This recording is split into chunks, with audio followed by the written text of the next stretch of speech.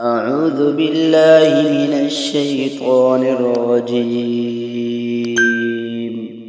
بسم الله الرحمن الرحيم. قل يا أيها الكافرون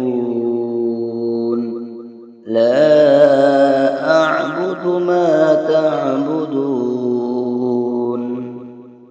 ولا أنتم عابدون ما أعبد ولا أنا عابد ما عبدتم ولا